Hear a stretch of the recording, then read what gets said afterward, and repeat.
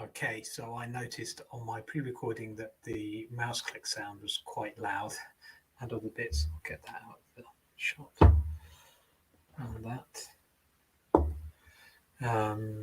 So I'm going to try and speak close to the mic and I will try and be available. Right, I'm going to bring up the script now. And yeah, cheers, wicked. Okay, let's get a bit of water me.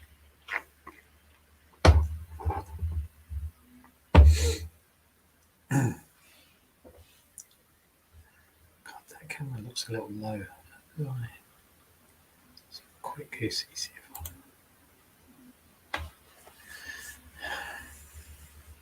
yeah, okay.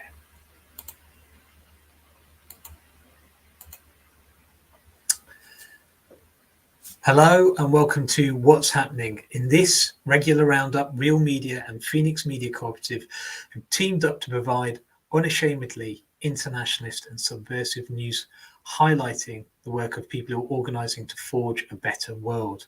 This week, we start by looking at some of the people who are demanding climate justice. Representatives of the Adivasi indigenous community in India marched in Glasgow on the 6th of November. 6th of November's. It's possessive. Okay. Yes, in fact.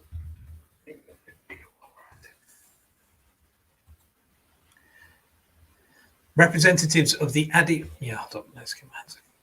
Representatives of the Adivasi indigenous community in India marched in Glasgow on the 6th of November's Global Day of Action for Climate Justice to condemn the Indian government's land grabs and environmental destruction. I didn't do that right either. Okay, let's one more go. Representatives of the fuck me. This is don't be one of these, Barlow.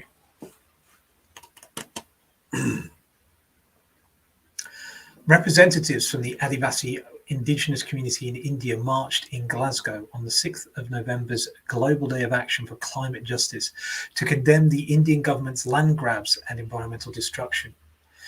The Ugandan branch of the Eastern and Southern Africa Small-Scale Farmers Forum, which focuses on advancing economic empowerment, agroecology and food sovereignty, so that it joined other indigenous communities, trade unions and feminist movements to demand climate justice, insisting that agroecology can provide serious solutions to the climate crisis in the form of climate mitigation and adaptation.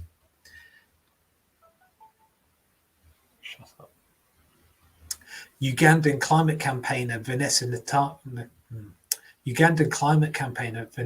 Nakate, I assume it's Nakate, let's try again. Let's hide this menu bar and I'll be able to read it easier. Yeah.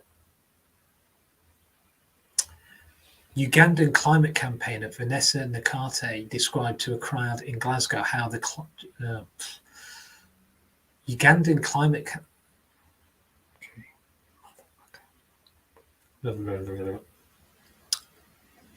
Ugandan climate campaigner Vanessa Nakate described to a crowd in Glasgow how the changing climate is directly affecting people in her country, describing how they are dying, children are dropping out of school, farms are being destroyed.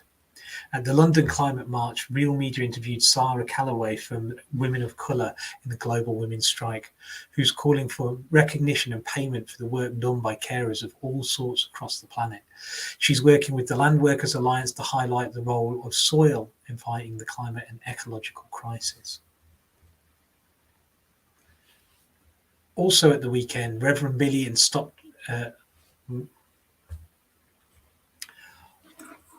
I need this to be here so I can do this easier.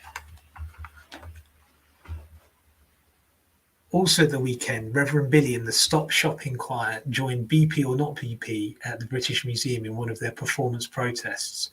They are calling out the museum's sponsorship deal with the oil giant BP and linking the need for climate reparations with the demand to repatriate much of the plundered loot held within the museum's walls. Police in Glasgow, meanwhile, seem to think arresting an inflatable Loch Ness monster was a priority.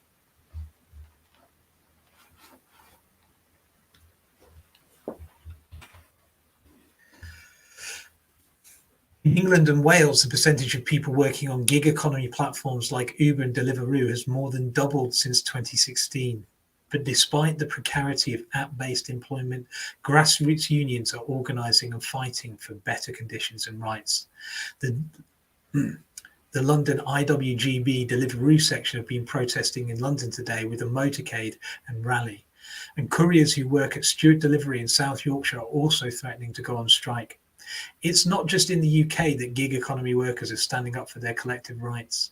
In Europe, undocumented workers around Paris went on strike, and in Spain, Uber workers in the Euskadi,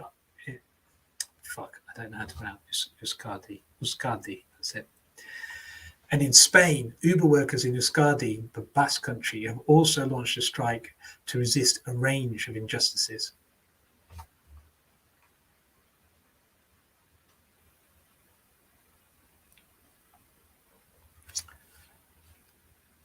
The international peasants movement, La Via Campesina, is calling for a global day of action for the elimination of violence against women at the end of the month.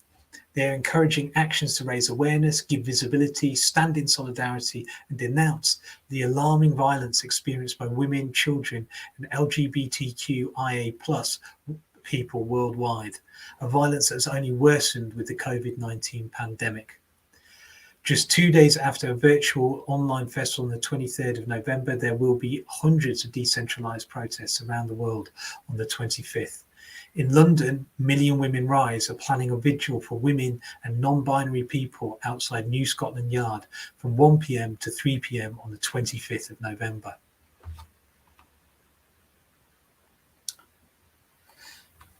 So that's it. That's all for this week's What's Happening. Remember, Real Media and Phoenix Media Cooperative have joined forces to bring you a weekly newsletter to keep you up to date with inspiring actions from around the world. You can subscribe here, somewhere. Shit. You can subscribe in the link on the screen somewhere or down below. And we'd love you to check it out because there's so much to cover and we can't cover it all here in this video. So do check out the newsletter. Also, we'd love you to tell us whether there are any stories or issues that you'd like us to cover in upcoming newsletters and shows. Thank you for watching. And remember to like, subscribe and share if you thought it was any good. It really helps us out and it really helps people find out about what's really going on, what's really happening. Thank you very much and join us again next week for more truly independent news.